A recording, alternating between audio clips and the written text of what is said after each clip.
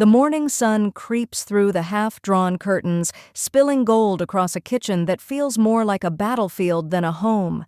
Plates stacked, crumbs scattered, socks abandoned near the door. Yusuf stands by the sink, one hand scrubbing dishes, the other catching a tear she didn't realize had fallen. Behind her, the sound of little feet rushing for school blurs into the hum of the washing machine. One child can't find his socks. Another groans about breakfast. The youngest knocks over a cup of water, soaking the floor. Her voice rises, not in anger, but exhaustion. "Can't anyone just help me for once?" But no one answers. The silence that follows feels heavier than the mess. She leans on the counter, eyes stinging. "Ya Allah," she whispers, "I feel so unseen." It's not just the endless chores, it's the ache of doing it all alone, day after day, without thanks, without pause. She stares at the small toy car resting beside a cup of cold tea. It's almost poetic. Presence and neglect, sitting side by side. Something shifts inside her. Maybe it's not about getting help. Maybe it's about building togetherness. The verse flickers in her heart like soft light. And cooperate in righteousness and piety. Qur'an 5:2. She sighs. Cooperation. But how do you build that when your home feels more like a storm than a team? For now, she doesn't know. But she knows one thing. Something has to change, and the change must begin with her. That evening, the house is quiet, not peaceful, just quiet. She walks past the toys, the sink, the laundry pile waiting like an old friend. Her heart feels heavy, not just from the chores, but from the distance between her and the little hearts she loves most.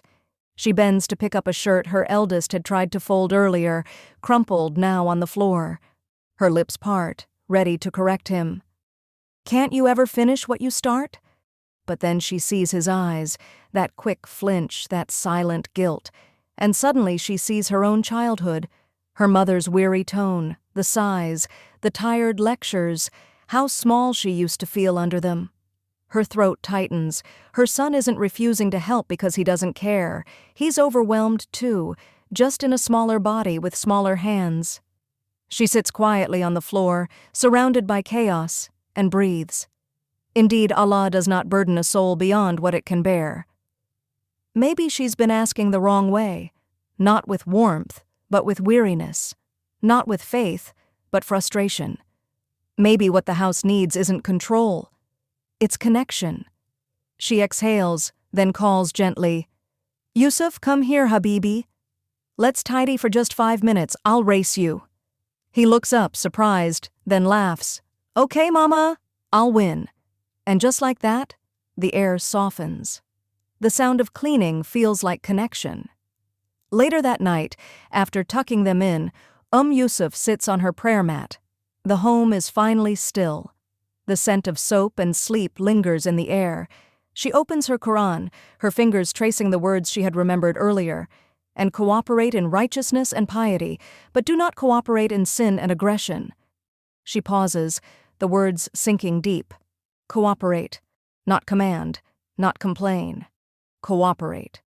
She realizes this is not just a rule, it's a way of life. The family is meant to be a circle of cooperation, not hierarchy, not resentment. When each person contributes from love, it becomes worship. It becomes dhikr in motion. She whispers a dua through her tears, "Ya Allah, make my home a place of cooperation, not command, a place of love, not pressure." In that quiet night, she sees her chores differently. Wiping the table could be dhikr, sweeping could be sadaqah, helping each other could be a path to Jannah. She remembers the words of the Prophet ﷺ, "The best of you are those who are best to their families." And she remembers the stories, how he mended his own clothes, milked his goat, and served his family without complaint. If the most honored man on earth could do small acts of service, then surely these little acts in her home were not small at all. Tomorrow, she decides, will be different. She won't demand help. She'll invite hearts to join her, not to lessen her load, but to multiply the love. The next morning, the home stirs to life again. The sound of cereal pouring, footsteps, voices. The mess still exists, but her heart feels lighter. When her son forgets to pick up his shoes, she feels the old irritation rise. But this time she pauses. A deep breath. A quiet dua. Gentleness beautifies everything, she remembers. She lowers herself to his level. Yusuf, can we do this together, Habibi? He looks up, eyes curious. Okay, Mama. The battle that might have come never arrives. The room stays peaceful. That evening, she reflects, when I was angry, they resisted. When I was gentle, they joined me. The change wasn't in them, it was in me. Days later, she gathers them all around the small wooden table after dinner. The air is calm, the smell of spice and warmth fills the room. Do you know what I learned? She begins, smiling softly. In our family, we're a team. The Prophet ﷺ said helping each other is a kind of worship. Her daughter tilts her head, curious. Her son rests his chin on his hand, listening. I realized I've been doing too much alone, she says, and maybe I haven't shown you how much your help means to me. They exchange shy smiles. She continues, so we'll start something new, our family Jannah points board. Tiny eyes light up. For every act of help, we'll add a star. Not to compete, but to thank Allah together. Her daughter grins. Even for picking up toys? Yes, Habibti. Even that laughter fills the air. For the first time, cleaning feels like worship, and worship feels like love. The next few days bring tiny miracles. Before Maghrib, her son rushes to close the curtains. Her daughter clears the table without being asked. They're small acts, yet each one carries light. She watches quietly, her heart swelling. Helping, she realizes, isn't just about chores. It's about belonging. It's about every little heart whispering, I matter here. One afternoon, as she folds laundry, her youngest toddles over holding a single sock. Mama, I helped, he beams. The socks don't match, but her heart melts anyway. She kneels, kisses his forehead and says, Jazakallah khair, my little helper. He giggles, not for the reward, but for being seen.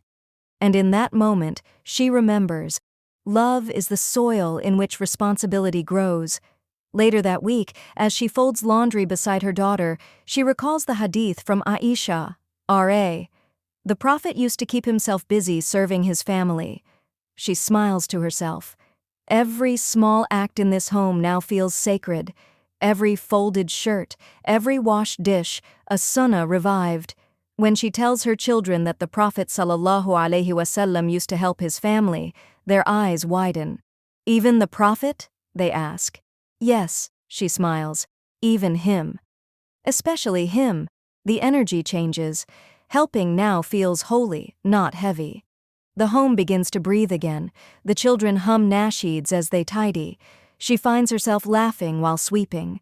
The air smells of peace, not pressure. Each chore becomes an act of love. Each giggle, a trace of barakah. The once burdened home now glows with contentment. But then comes a day when it all unravels. The dishes pile up again. The toys scatter, and her patience, thin as silk, finally tears. Why can't anyone help me just once without being told? She blurts. The words sting the air. Tiny faces look down, silent. Her heart sinks. She feels it immediately. Regret, hot and heavy. She kneels. Ya Allah, I slipped again. Then she gathers them close. I'm sorry, my loves. I got upset. Let's start over, together. Their eyes soften. Her son squeezes her hand. Mama, it's okay. I'll help now. And in that tender exchange, she realizes motherhood isn't about perfection. It's about returning. Returning to Allah. Returning to patience. Returning to connection. The Qur'an whispers, indeed, Allah is with the patient. Weeks later, as the morning light spills across a once chaotic kitchen, Yusuf stands quietly by the door. Her children are tidying the table, without being told. Laughter fills the air again. There's no shouting, no struggle, just rhythm. Dishes clink softly. Qur'an recitation plays in the background. The scent of barakah hangs in the air, unseen but deeply felt. She smiles, tears gathering gently. Her dua echoes softly in her heart. Ya Allah, make our homes reflections of your mercy, and our hearts mirrors of your peace. And as her children rush into her arms, she finally realizes she didn't just teach them to help, she taught them to love helping, to see it as worship, not work, to find joy in service, and to make their home a living ayah of cooperation and compassion. The camera fades on her soft smile, the kind that comes from surrender, faith, and peace, and in that quiet, radiant home, barakah lives,